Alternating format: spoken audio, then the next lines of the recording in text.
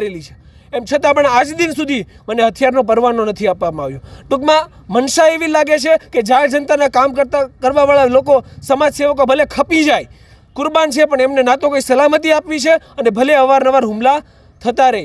Home મિનિસ્ટ્રીને આપણા મીડિયાના માધ્યમથી મારું એક નિવેદન છે કે આ ઘટનાને ધ્યાનમાં લેવામાં આવે, ઉપરી અધિકારીઓ પાસે ઇન્વેસ્ટિગેશન કરવામાં આવે. બાકી અહીંથી તો કંઈ થવાનું નથી, એક થાળીના ચટ્ટાપટ્ટા છે.